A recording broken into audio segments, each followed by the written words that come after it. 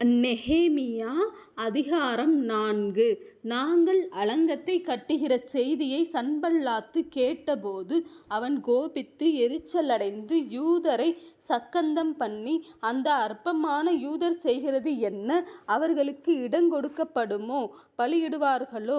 சுட்டெரித்து போடப்பட்டு மண்மேடுகளான கற்களுக்கு உயிர் கொடுப்பார்களோ?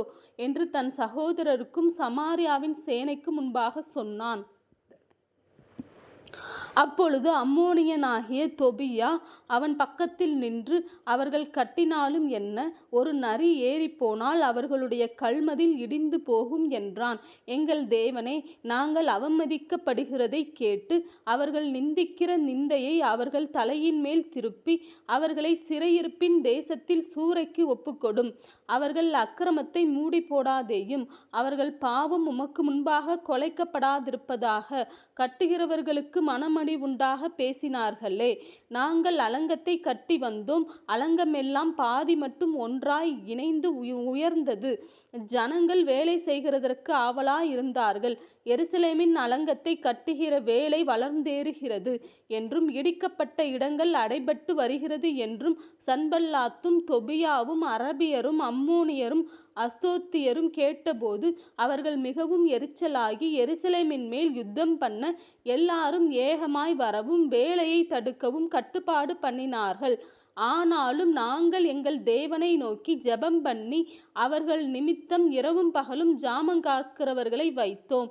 அப்பொழுது யூதா மனிதர், சுமைக்காரரின் பலன் குறைந்து போகிறது, மண்மேடு மிச்சமாயிருக்கிறது, நாங்கள் அலங்கத்தை கட்டக்கூடாது என்றார்கள்.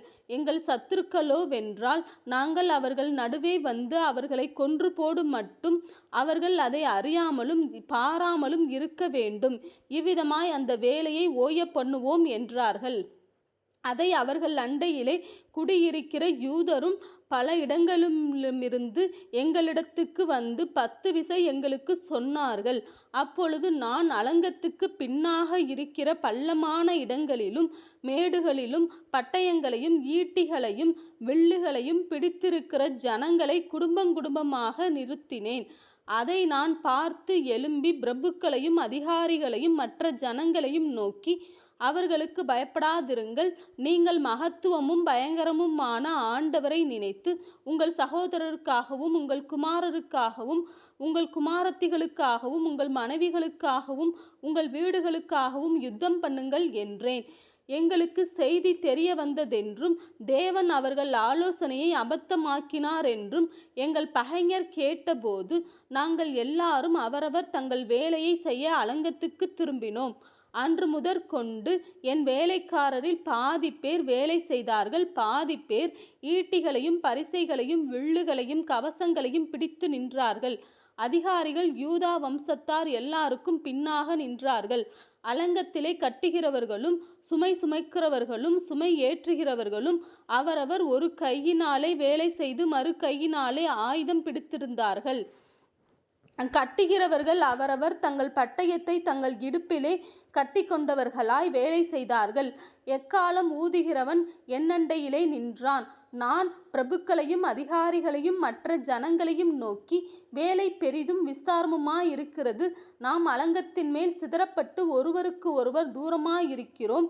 நீங்கள் எவ்விடத்திலே எக்கால சத்தத்தை கேட்கிறீர்களோ அவ்விடத்திலே வந்து எங்களோடே கூடுங்கள். நம்முடைய தேவன் நமக்காக யுத்தம் பண்ணுவார் என்றேன். இப்படியே நாங்கள் வேலை செய்து கொண்டிருந்தோம். அவர்களிலே பாதி பேர் கிழக்கு வெளுக்கும் நேரம் முதல் நட்சத்திரங்கள் காணும் மட்டும் ஈட்டிகளை பிடித்திருந்தார்கள். அக்காலத்திலே நான் ஜனங்களை பார்த்து, இராமாறு நமக்கு காவலுக்கும் பகல்மாறு வேலைக்கும் உதவ அவரவர் தங்கள் வேலைக்காரரோடும் கூட எருசலேமுக்குள்ளே தங்க கடவர்கள் என்று சொல்லி, நானாகிலும் என் சகோதரராகிலும் என் வேலைக்காரராகிலும் என்னை பின்பற்றி காவல் காக்கிற சேவகராகிலும் எங்கள் வஸ்திரங்களை களைந்து போடாதிருந்தோம். அவரவருக்கு ஆயுதமும் தண்ணீரும் இருந்தது.